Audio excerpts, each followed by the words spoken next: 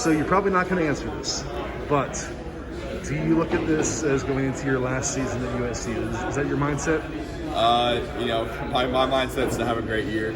Obviously, I know it's a possibility, but that's to me like a million years away. So I'm not really thinking about it. Just focus on having a great year. Again, we'll see what happens when that time comes. We talked 2 weeks ago about you feel you have more velocity, the confidence is back. What do you hope to see from yourself this season? What's kind of the measuring mark for you? I think offensively, just having it all come together. I think everyone's seen it in spurts. At the end of the 19 season, at times last year. But man, I just want to see it happen all the time, and I think that's definitely a possibility. We have the playmakers, we have the weapons. I don't think we really have a shortcoming as an offense. I think we're pretty balanced this year. I like what we're doing up front. So again, it's just a matter of doing it week in, week out, playing consistently. And if we do that, I think we're going to be in pretty great shape. Is there another wrinkle to this offense we might see in year 3 with Graham Harrell? I don't think there's another wrinkle.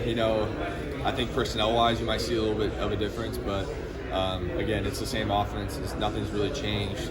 But again, you'll see different mix-ups. We have so many different types of receivers right now and so much depth at receivers. I think it'll be allow us to do a lot of different things offensively in that standpoint. So now you'll probably see lots of running back depth at the moment, knock on wood. Yep. So I think you'll see us run the ball hopefully more effectively in the spring. With more plays done up front, it's been really cool to see the offensive line come together and again run the ball very effectively. So again, you might see more balanced attack. I'm not sure how it's going to work, Sure. But again, it's the same offense. It's just a matter of doing it more effectively. You mentioned that depth, so many options, but we got to start with Drake London, who is, like yourself, a first-team preseason all-conference guy.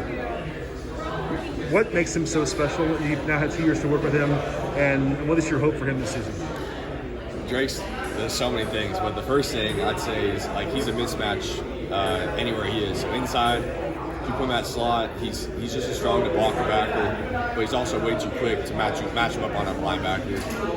And he's also very hard to tackle. He's very quick and twitchy. And you move him outside, he's a mismatch size-wise for those guys too, and his route running is very, very effective. So really anywhere you put him, he's a mismatch, and not to mention the type of person he is. He's a competitor, he's a hard worker, he's everything you want in a teammate.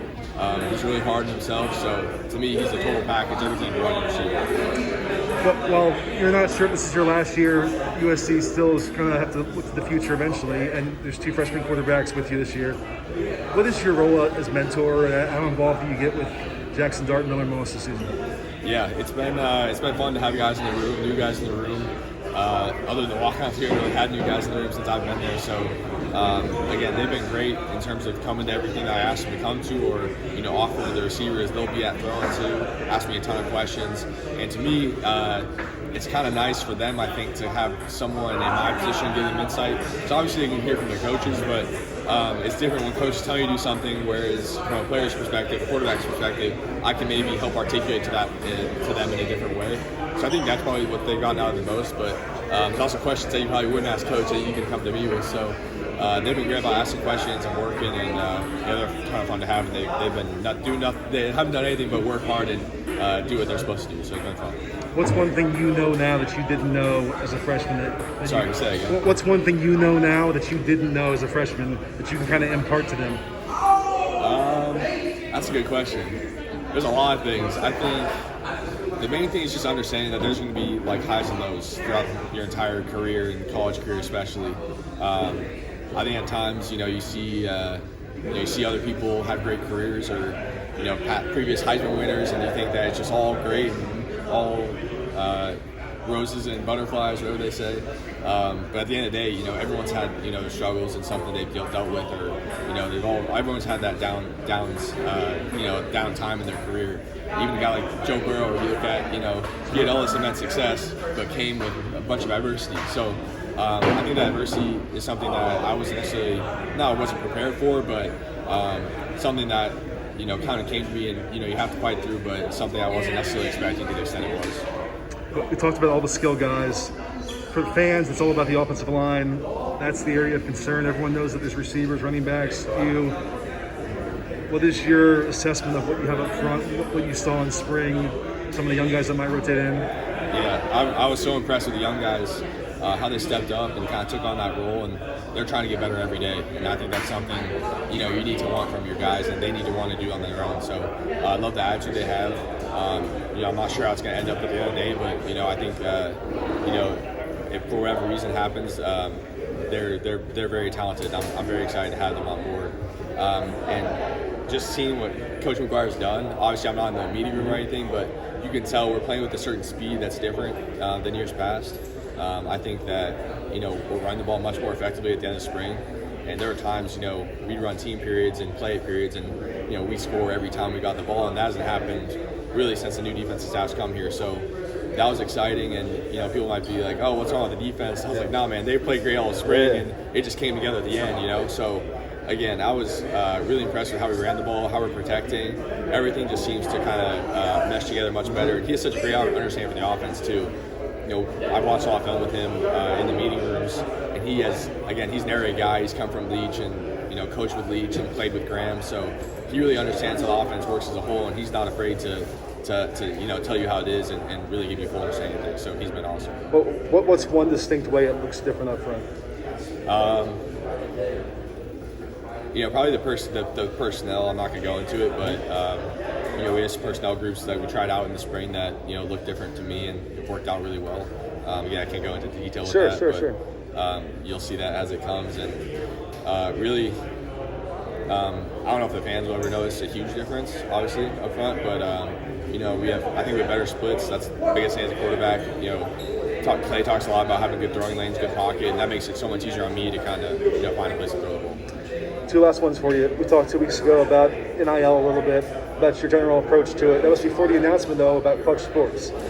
What's it like to be associated with such a massive brand that's linked to so many top stars in the NBA and is getting in the NFL now? Yeah, that was my thing with NIL. It's obviously a great opportunity, but it's all new, and I kind of wanted to take a step back and see how the cards unfolded. I obviously got a chance to sign with Clutch, and saw them a few weeks back, just became public recently, but to me, they're everything I want in an agency or a marketing agency, from their brand to what they want to do with me to their philosophy. They're always acting in the players' best interests. At the end of the day, they want to build your brand. They're not trying to make you money or just get quick cash grab here.